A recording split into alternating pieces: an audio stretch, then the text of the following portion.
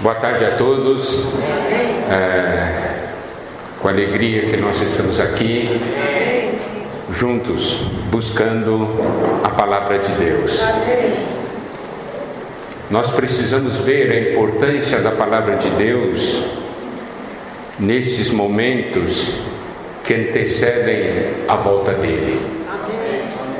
Para quem é conhecedor das profecias bíblicas, nós podemos ver claramente que a situação desse mundo está descrita na palavra de Deus com muita precisão. Isso quer dizer que Deus, na sua palavra, na Bíblia, nos mostra o caminho pelo qual nós devemos andar nesses momentos finais, nesses momentos onde vemos tantos conflitos, tantas incertezas, tantos problemas, tanta insegurança. Mas também no meio de toda essa situação, Deus quer que o seu povo tenha paz, tenha tranquilidade e confiança no seu Senhor. Enquanto muitos nessa terra ridicularizam a palavra de Deus, atacam a palavra de Deus, nós damos valor a essa palavra, porque essa palavra é que nos tem salvado, nos tem transformado. 2 Pedro, capítulo 1, versículos 16 a 19, nos mostram o seguinte. No versículo 16: porque não vos demos a conhecer o poder e a vinda de nosso Senhor Jesus Cristo, seguindo fábulas engenhosamente inventadas, mas nós mesmos fomos testemunhas oculares da sua majestade. Aqui Pedro escreve dizendo que ele estava dando a conhecer às pessoas o poder e a vinda do nosso Senhor Jesus, que o que ele falava não eram fábulas engenhosamente inventadas. Por quê? Porque eles foram testemunhas oculares de fatos muito, muito importantes. E ainda mais, versículo 17 diz: pois ele recebeu da parte de Deus Pai honra e glória, quando pela glória excelsa lhe foi enviada a seguinte voz: este é o meu filho amado, em quem me comprazo. Ora, esta voz vinda do céu nós a ouvimos quando estávamos com ele no Monte Santo. Então, ele estava falando às pessoas que eles foram testemunhas de algo grandioso, de algo glorioso a respeito do nosso amado Senhor Jesus. Que o que ele estava falando não era seguindo fábulas inventadas por homens, mas eram fatos reais. No livro de Atos, capítulo 10,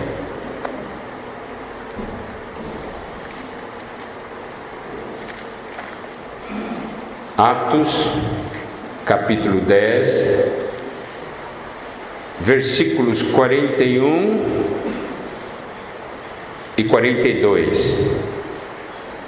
Ou melhor, a partir do versículo 40. A este, se referindo ao Senhor Jesus, ressuscitou Deus no terceiro dia e concedeu que fosse manifesto, não a todo o povo, mas às testemunhas que foram anteriormente escolhidas por Deus, isto é, a nós, que comemos e bebemos com ele, depois que ressurgiu dentre os mortos. e nos mandou pregar ao povo e testificar que Ele é quem foi constituído por Deus, juiz de vivos e de mortos. Dele todos os profetas dão testemunho de que por meio de seu nome todo aquele que nele crê recebe remissão de pecados. Então, aqui Pedro está falando novamente de que ele era testemunha de um fato. Atos, capítulo 1.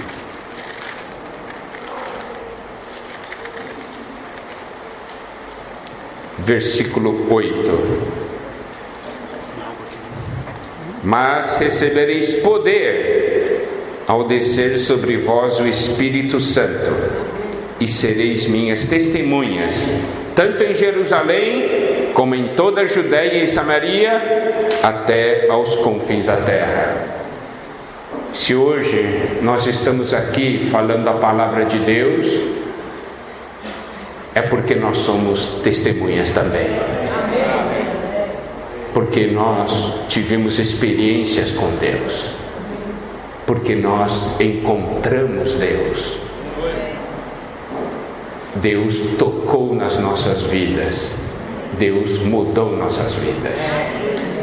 E pelo fato de nós sermos testemunhas, nós estamos falando essas palavras. Voltando para 2 Pedro capítulo 1, versículo 19 agora. Temos assim tanto mais confirmada a palavra profética. Aqui Pedro nos fala que a palavra de Deus é uma palavra profética, porque é a palavra que nos dá direção e nos mostra o que está à frente. E aqui diz: e fazeis bem em atendê-la, como a uma candeia que brilha em lugar tenebroso. Hoje nós vivemos, na realidade, uma era de trevas, apesar de tanto conhecimento humano. Há muito conhecimento humano, mas é no meio dessa situação que também há tantas trevas interiores no homem. E aqui diz que a palavra de Deus é uma candeia que brilha em lugar tenebroso. E que nós fazemos bem em atendê-la, até que o dia clareie e a estrela da alva nasça em vosso coração. Isso quer dizer, hoje nós temos a palavra de Deus brilhando como uma candeia, mas o Senhor Jesus está voltando. O dia vai clarear e a estrela da alva vai nascer em nossos corações. Isso significa que o nosso interior será iluminado. Depois, todos serão iluminados. Essa é uma palavra introdutória. Para quê? Para que nós possamos abrir os nossos corações à palavra de Deus. Nós vamos falar sobre a salvação da família. Nós vamos usar a palavra de Deus para isso. Por isso, essa palavra é como uma candeia que brilha num lugar tenebroso. Espero que todos nós estejamos abertos para essa palavra de Deus. Hoje, nesse mundo em que nós vivemos, dentro da família nós temos dois grandes conflitos. Conflito marido e esposa, marido e mulher, e o conflito pais e filhos. Um conflito é horizontal, o outro conflito é vertical.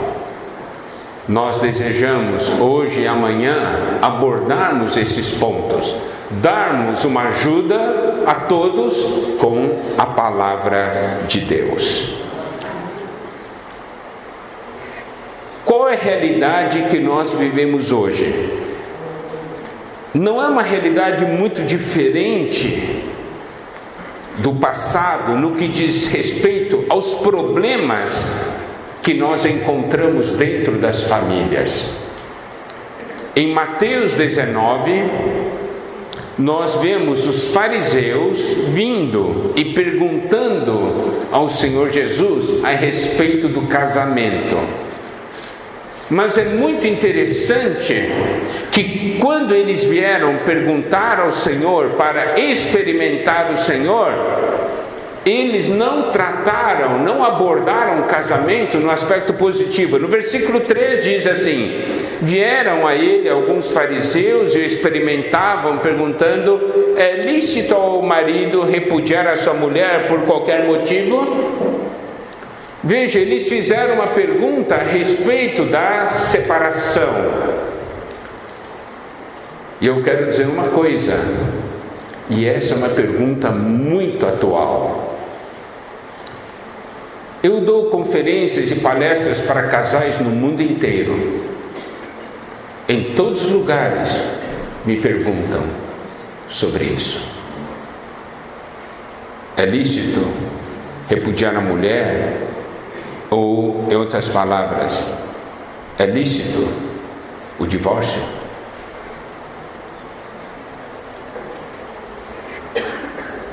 Por que essa pergunta? Por causa dos problemas existentes.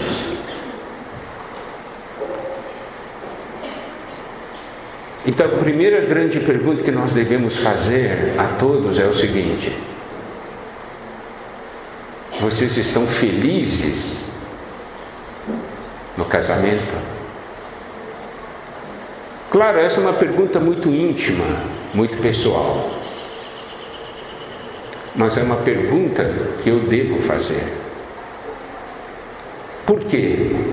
Porque nós queremos expor determinadas situações.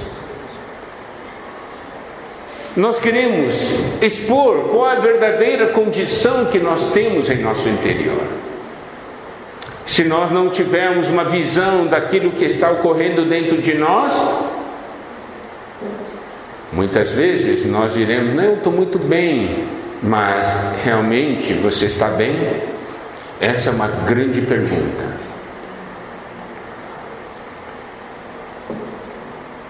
Por que nós fazemos essa pergunta?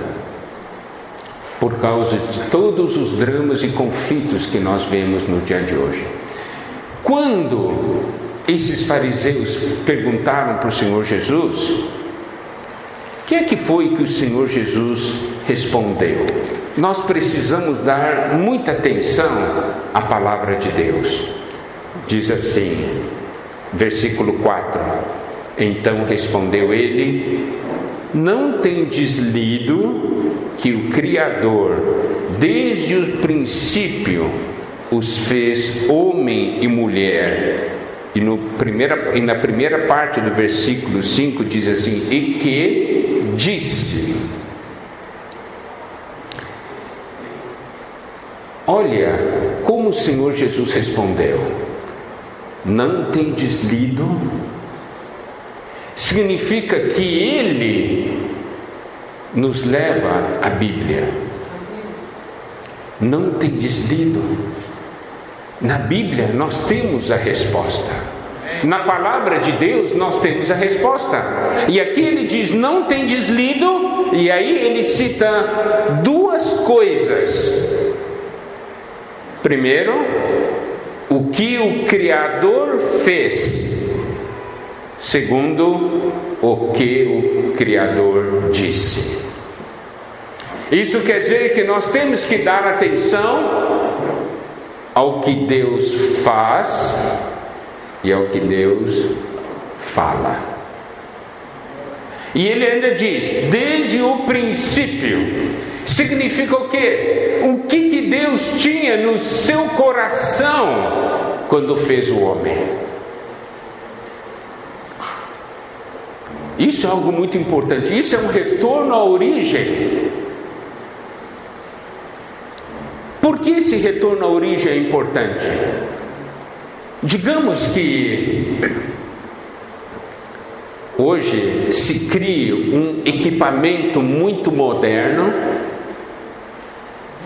e que você tem esse equipamento e esse equipamento começa a dar problemas. Se você comprou esse equipamento e começa a dar problemas, o que você faz? Você leva a uma agência autorizada, né? Ou você leva a conhecimento, né, da indústria que fabricou, diz assim: está ocorrendo isso. Em outras palavras, é isso que o Senhor Jesus está falando. Deus criou o homem.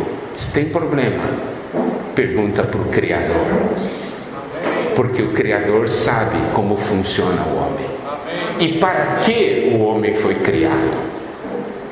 Tá certo? Então isso é muito importante. Então o Senhor Jesus diz: não tendes lido que o Criador desde o princípio os fez homem e mulher.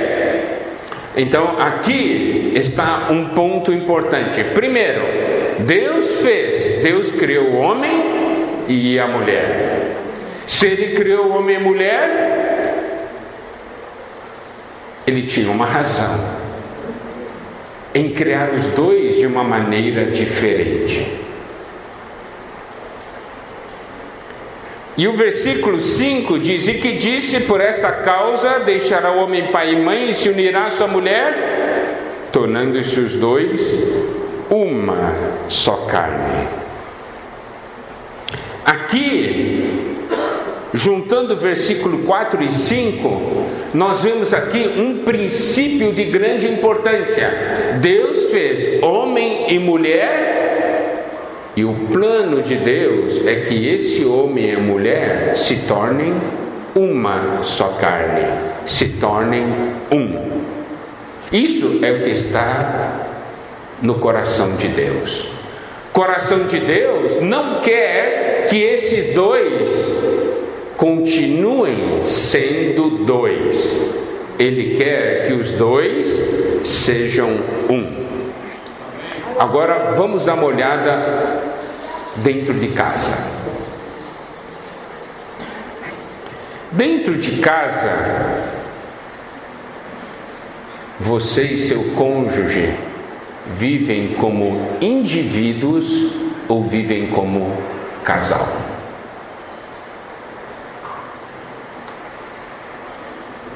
Vivem separados ou vivem unidos?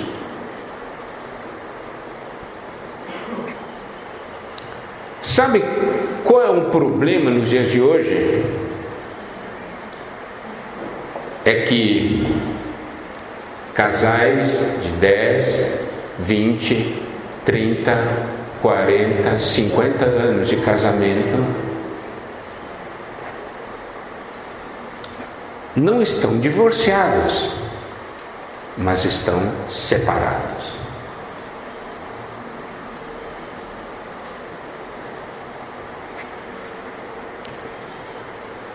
Se estão, eu estou falando de uma separação interior, eu não estou falando de que vou me separar de você.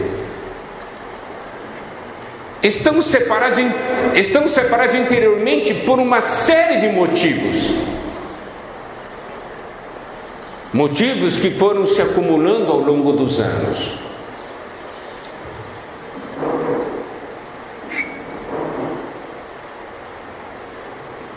Então, isso é um fato. E nós temos que encarar esse fato. Deus criou homem e mulher para os dois serem um. Ele não criou os dois para serem dois. Ele criou os dois para serem um. E nós só vamos ser felizes se nós nos tornarmos um. Isso é um princípio de grande importância. Eu estou apresentando primeiro certos fatos. Meu desejo, amados irmãos, irmãs, amigos, convidados, é que estejam simplesmente abertos para a palavra. Não procure arrazoar, argumentar, mas receba o que está sendo falado. Então, nós temos dois debaixo de um mesmo teto, mas esses dois não são um. Isso é o problema, porque esses dois foram feitos para serem um. Daí você pode perguntar: e qual é o caminho? Qual é a solução?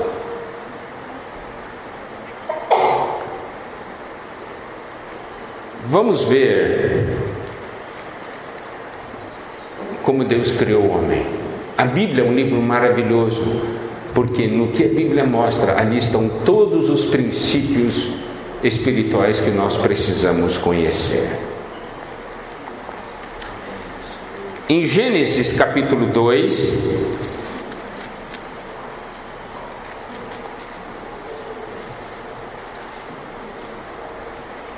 versículo 7. Então formou o Senhor Deus ao homem do pó da terra e lhe soprou nas narinas o fôlego de vida, e o homem passou a ser alma vivente. E aí, no versículo 18, Deus faz uma afirmação: disse mais o Senhor Deus: não é bom que o homem esteja só, far-lhe-ei uma auxiliadora que lhe seja idônea. Versículo 21. Então o Senhor Deus fez cair pesado sono sobre o homem, e este adormeceu. Tomou uma das suas costelas e fechou o lugar com carne. E a costela que o Senhor Deus tomara ao homem, transformou-a numa mulher e lhe a trouxe. Aqui nós vemos registro da criação do homem e da mulher. E aí nós temos a seguinte pergunta: por que Deus fez dessa maneira? Ele não podia, no versículo 7, quando fez o homem,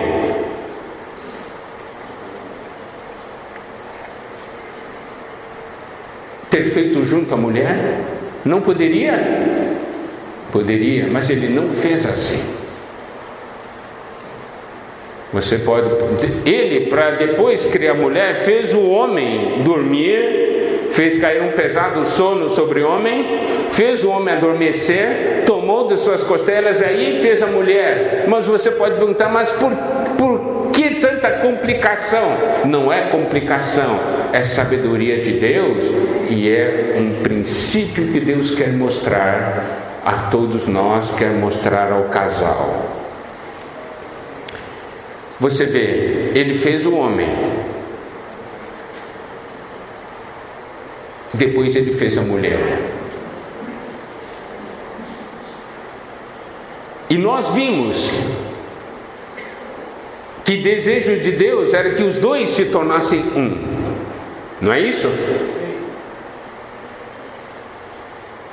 Para os dois se tornarem um, havia necessidade, claro, de serem diferentes e uma necessidade de complementação. Agora, o que eu quero dizer é o seguinte: Deus sabia que o homem ia se sentir só, tanto que no versículo 18 de Gênesis 2 disse mais o Senhor Deus: não é bom que o homem esteja só, far-lhe-ei uma auxiliadora que lhe seja idônea. Preste atenção, não foi o homem que disse para Deus: oh Deus, estou muito só, cria alguém para mim. Não foi o homem que disse para Deus, foi Deus que disse: não é bom que o homem esteja só. Amém. Por quê? Porque ele não criou o homem para ficar só. Bom, então vamos ver nessa criação, por que Deus criou os dois num momento diferente? Primeiro, quando Deus criou o homem, e homem então se tornou alma vivente, depois de Deus ter soprado sobre ele, qual foi o primeiro ser que o homem contatou? Qual foi o primeiro ser que o homem contatou? Qual foi? Deus. Preste atenção. Quando o homem acordou, podemos dizer assim, depois que ele foi feito alma vivente, o primeiro ser que o homem contatou foi Deus. Isso é um princípio muito importante.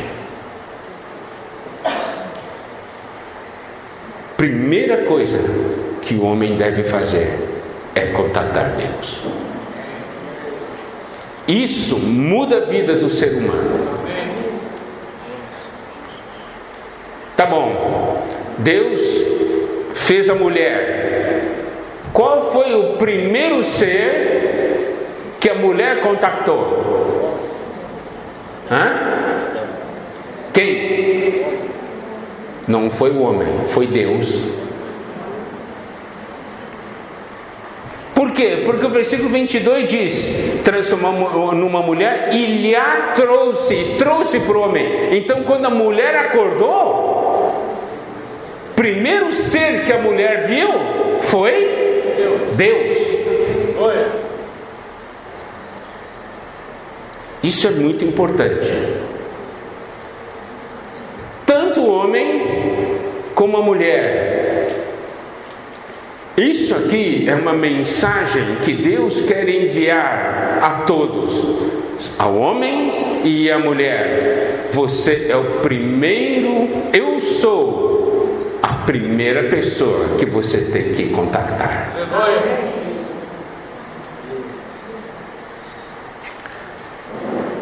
Se Deus tivesse criado o homem e a mulher juntos, quando os dois acordassem, qual seria o primeiro ser que eles veriam? Um ao outro. E onde ficaria Deus?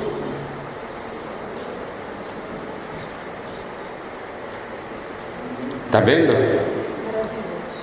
Aqui existe esse princípio de grande importância.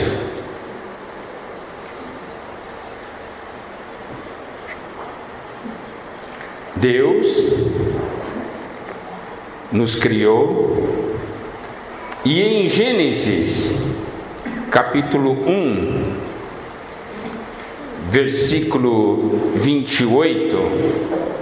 27 e 28 diz: criou Deus, pois, o homem em sua imagem, a imagem de Deus o criou, homem e mulher os criou, e Deus os abençoou. Ele disse: sede fecundos, multiplicai-vos, enchei a terra e sujeitai-a, dominai sobre os peixes do mar, sobre as aves do céu, sobre todo animal que rasteja pela terra. Então, quando o homem foi feito, ele foi feito só ele, não tinha esposa, ele só tinha Deus. Quando Eva foi criada, ela não sabia que existia Adão, sabia? Não sabia. Ela sabia de uma coisa: que Deus existia. E preste atenção, quando a Bíblia diz no versículo 22 de Gênesis 2, diz: transformou numa mulher e lhe a trouxe. Isso quer dizer o quê? Foi Deus que juntou os dois. Foi Deus que colocou um na frente do outro. Está vendo? Então, Deus sempre vai ser alguém que traz o cônjuge a nós. Nesse mundo, as situações todas, o que acontece com os cônjuges? Vão se separando primeiramente no interior e depois exteriormente. Mas a ação de Deus não é uma ação de separação, é uma ação de união. Deus traz. Eu não sei hoje o que você está sentindo. Você sente que seu cônjuge está se afastando? Você sente que seu cônjuge está longe? Preste atenção. Deus pode trazer. Mas nós temos que guardar esse princípio de, antes de tudo, contactar Deus. Deus deve ser o primeiro em nossa vida. Antes de olhar para minha esposa, eu tenho que olhar para Deus. Daí, quando eu olho para minha esposa, o meu olhar é diferente. A esposa, do mesmo modo. Primeiramente, tem que olhar para Deus. Se olhar primeiramente para Deus, ao olhar para o seu marido, vai olhar de uma maneira diferente.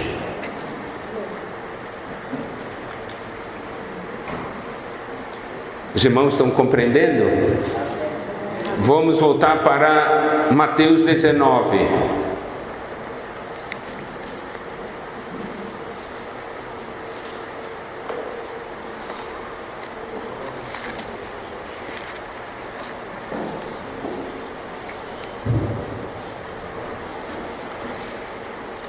Versículo 6: de modo que já não são mais dois, porém uma só carne.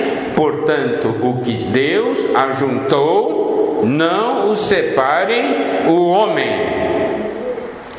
Aqui fala, Deus ajuntou, não separe o homem. A ação de Deus sempre vai ser unir, mas a ação do homem em si vai ser separar.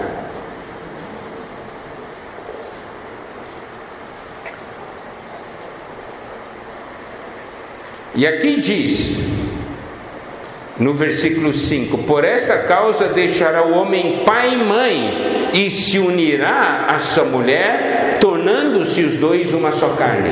Veja, Deus é aquele que une.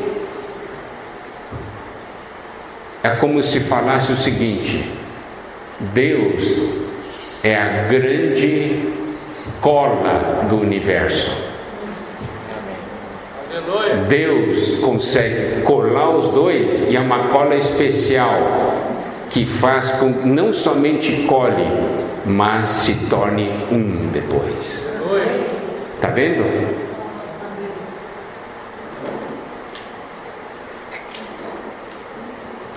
Quando você vai colar algo, duas superfícies, o que você tem que fazer com essa superfície? Limpar. Não é? Então, quando aqui diz, no versículo 5 de Mateus 19: por essa causa deixará o homem pai e mãe, e se unirá a sua mulher, tornando-se os dois uma só carne. Aqui diz uma coisa: tem que deixar algo para poder se unir. Deus ordena, deixa o homem pai e mãe e se une à sua mulher. Por que Deus ordena isso? Porque na hora que se une a mulher, vai começar uma nova família. Os dois se tornarão um.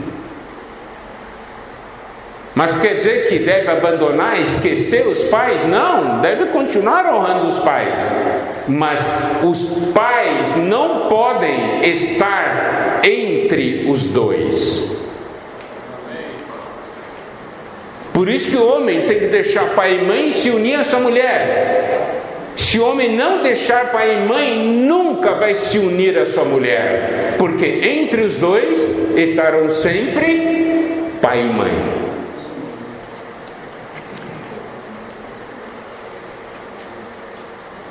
Por que os problemas surgem no casamento?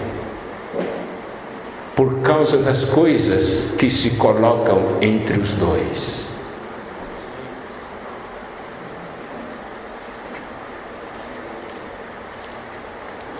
Pode ser trabalho,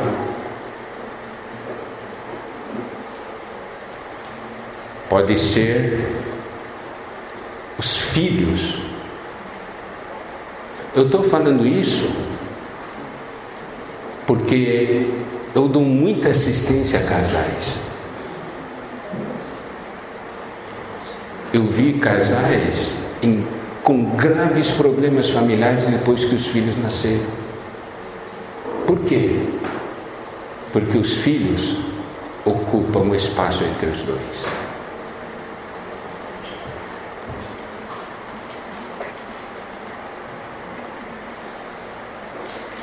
Pode ser um montão de outras coisas.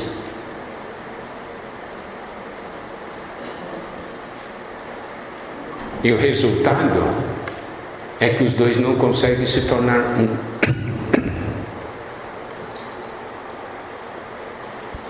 Agora, por isso que a Bíblia nos mostra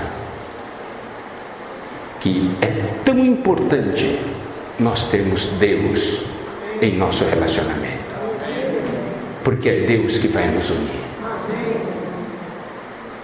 Porque Deus nos criou para isso, para nós nos unirmos, nos tornarmos um. E existe, sabe, não existe nenhum relacionamento humano mais forte na Bíblia do que o relacionamento marido e esposa. É o relacionamento mais forte que existe. E isso é exemplificado em Efésios capítulo 5.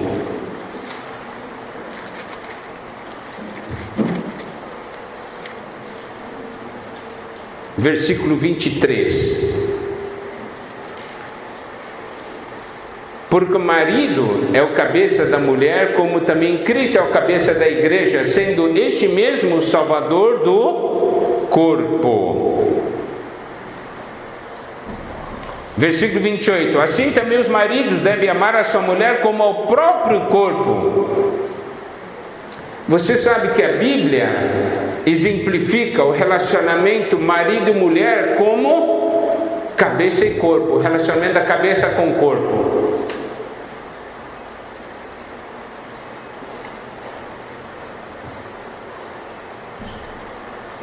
Olha que relacionamento forte. Cabeça com corpo. São bem diferentes, não são? Mas se complementam.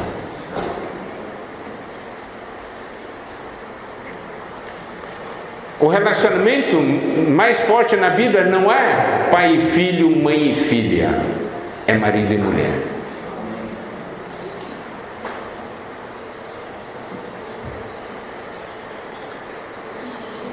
Se outros relacionamentos forem mais fortes, nós teremos problema no casamento. Eu não digo problema imediatamente, mas o problema virá depois. Olha só, eu estou falando aqui baseado em princípios que estão na Bíblia. Eu não estou usando psicologia, não estou usando religião ou alguma coisa. Eu estou mostrando os princípios da Bíblia a esse respeito. Amém.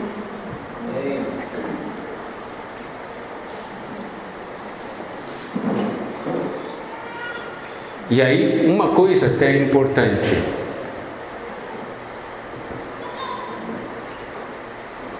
Qual é a coisa mais importante na nossa vida? Talvez, porque agora estão falando uma coisa para irmãos e irmãs, você pode dizer: meu serviço a Deus é mais importante que minha família. Está errado. Como está errado? Daqui a pouco eu vou falar. Você sabe que, segundo a Bíblia, essa questão da vida familiar está dentro de um contexto. É como se fosse a construção de um edifício de 3 andares. Nesse edifício de 3 andares, nós temos o fundamento e o primeiro andar. Esse fundamento e primeiro andar do relacionamento deve ser eu com Deus. Esse deve ser sempre o fundamento de tudo. Eu e Deus. Esse é o início. A Gênesis ali nos mostra, nós vimos isso. Quando o homem foi criado, a primeira pessoa que o homem encontrou foi Deus. Porque ali é o fundamento e a base para se construir tudo que virá depois. Nós vemos a mulher, quando foi criada, a primeira pessoa que a mulher encontrou foi Deus. Porque ali está o fundamento de tudo que será construído depois. Então, o que nós temos aqui? Nós temos no fundamento e primeiro andar, meu relacionamento com Deus. Daí nós temos segundo andar. O segundo andar é eu e minha esposa, eu e o meu marido, entendeu? Eu e o meu cônjuge. Porque essa que foi a ordem que foi trazida. Primeiro homem, primeira pessoa que o homem encontrou foi Deus. Primeira pessoa que a mulher encontrou foi Deus.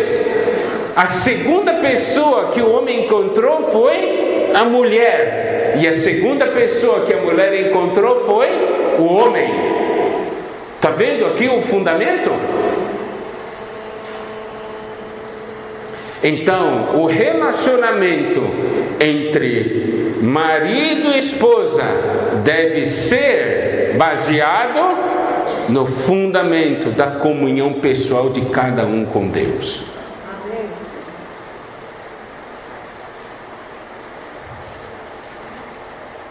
E a partir daí, nós temos o terceiro andar, que é então nosso relacionamento como um casal, como uma família, como uma só pessoa com os demais. Inclui aí a vida da igreja.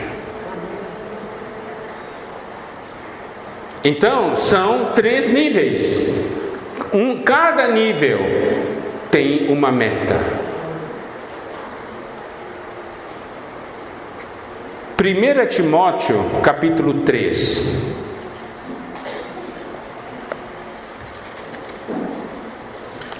Quando fala da qualificação dos bispos e dos diáconos,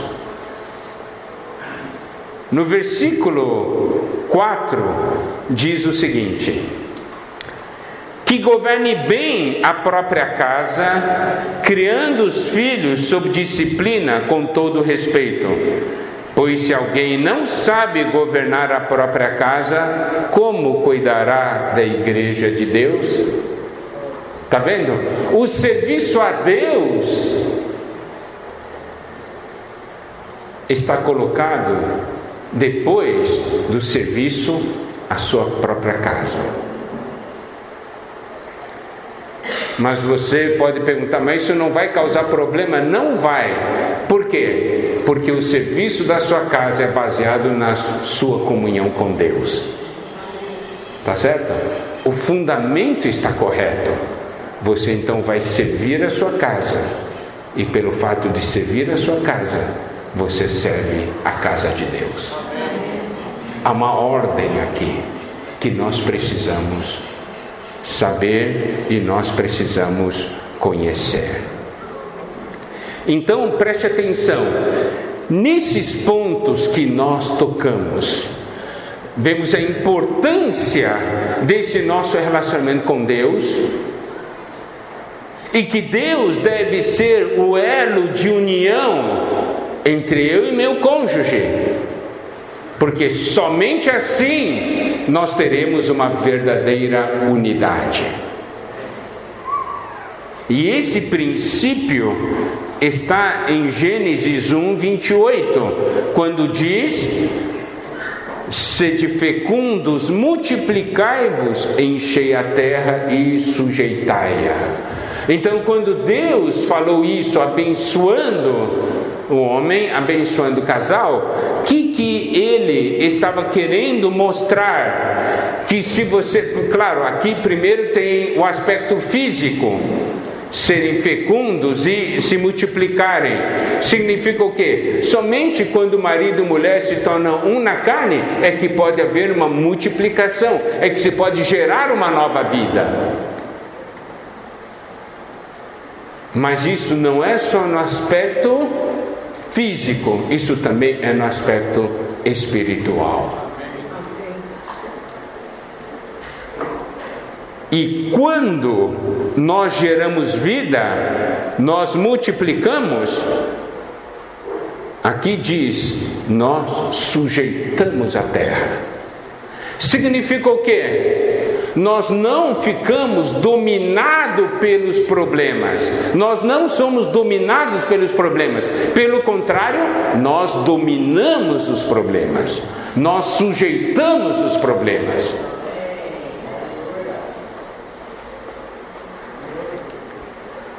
Agora, baseado nesse mesmo princípio, se eu não tenho comunhão com Deus, o que vai acontecer? Vamos falar então de uma figura sobre planetas, Terra, Lua, essas coisas assim.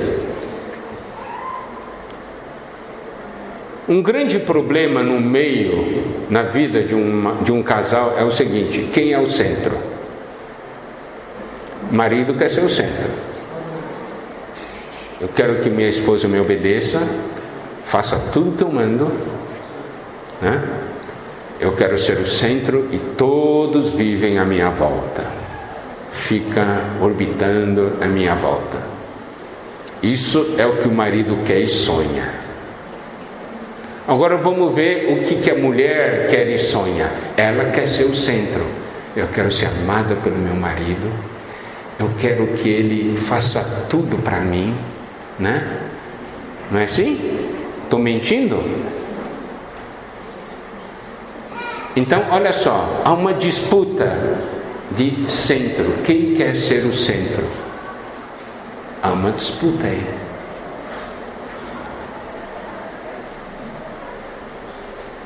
Se você perguntar para mim, e aí, Miguel, quem é o centro? Eu vou dizer, Deus é o centro. Se Deus for o centro, nós dois orbitamos em torno de Deus. E pode ter certeza, Deus vai cuidar muito bem dessa família. É Deus aquele que dá ordem nesse universo.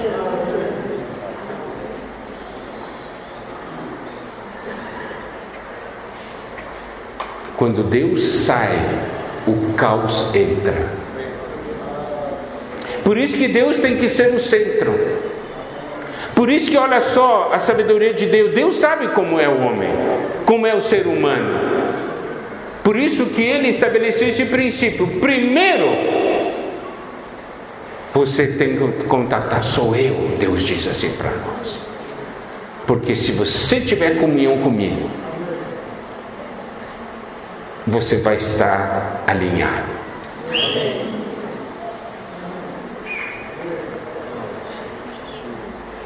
Marido, esposas, vocês querem que os maridos te amem?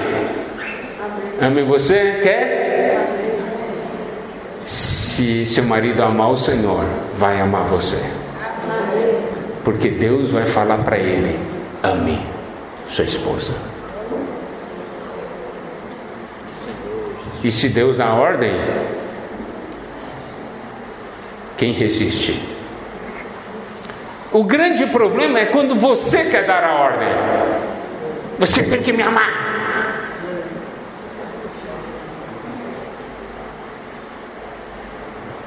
Palavra de quem tem mais poder? Sua palavra ou palavra de Deus? É claro que é a palavra de Deus. Olha só, vamos voltar para Efésios 5.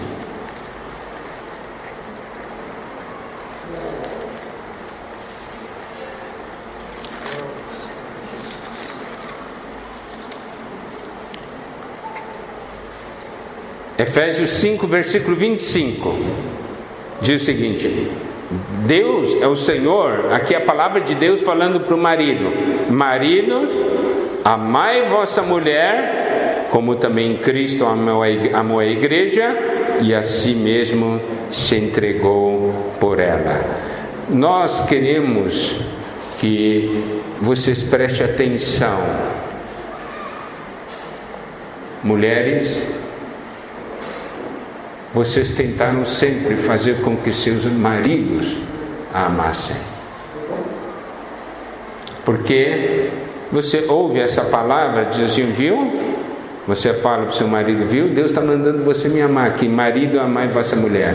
Primeiro, Deus falou isso para o marido, não falou para você. Então não use a palavra dos outros para falar com o seu marido. Tá certo? O que você tem que fazer? É dizer, ficar quieto esperando, porque Deus vai falar para o seu marido: você tem que amar sua mulher. Eu vou dizer uma coisa: e quando Deus fala, Deus não só fala, Deus capacita. Deus coloca esse amor dentro dele. Deus coloca esse amor dentro dele. Deus nunca exige o que ele não nos deu antes. Fala: marido, você tem que amar sua mulher. Daí o marido diz: mas eu não consigo. Diz assim: eu vou colocar o amor. E coloca. Você acredita nisso ou não acredita?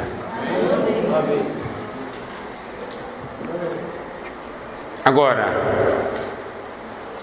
o que o marido espera da mulher? É que sejam submissas. Isso aqui hoje, falar sobre submissão, é politicamente incorreto. Mas nós não estamos nem aí. Nós vamos falando baseado no manual do fabricante, né? Que é a Bíblia. Então Deus conhece bem como é o ser humano, porque foi Ele que nos criou. Diz: mulheres, sejam submissas ao seu próprio marido. Maridos, não tentem fazer a mulher se submeter, porque não é trabalho seu, isso é o trabalho de Deus. Você, marido, tenha comunhão com Deus, e Deus vai fazer o trabalho. Por quê? Preste atenção. Isso é muito interessante. Eu estou falando tudo em coisas práticas aqui, porque isso aqui foi o pedido dos irmãos e irmãs, que nós tocássemos o assunto de uma maneira mais prática, né? Então, olha só: marido, não tentem fazer a mulher ser submissa, porque Deus vai fazer ela submissa.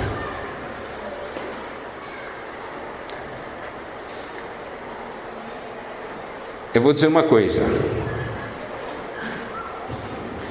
É muito interessante esse fato. Deus manda a mulher ser submissa. Deus não manda a mulher amar o marido. Por quê? Porque a mulher ama o marido.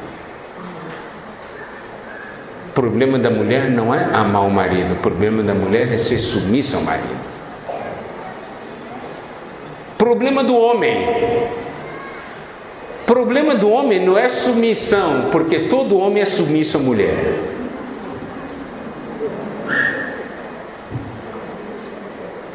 Nós já tivemos, sabe, comunhão só de irmãos. Daí pergunta assim: quem aqui tem coragem de desobedecer a mulher? Nenhum levantou a mão. Então a mulher, o problema do homem não é submissão, o homem é submisso à mulher. O problema do homem é amar a mulher.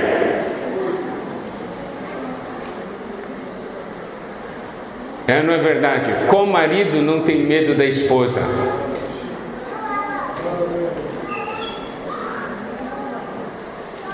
Nós já fizemos viagem com vários casais. E aí sabe, né? Daí surge uma situação, os dois começam assim, mas quando a mulher olha feio para o homem fica mansinho.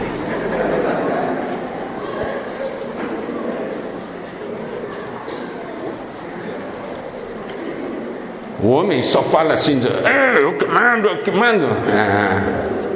Mas quando a gente, na nossa conversa mais particulares, não manda nada.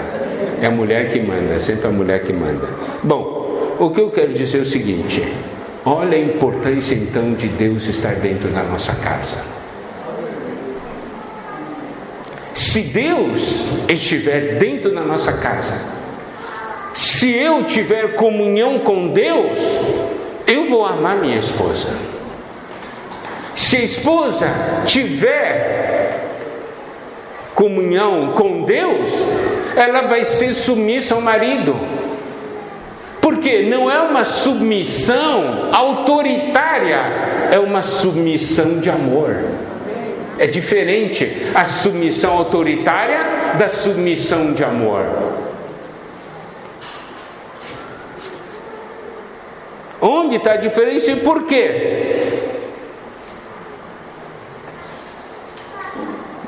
Na maneira como cada um foi criado e também para que propósito foi criado.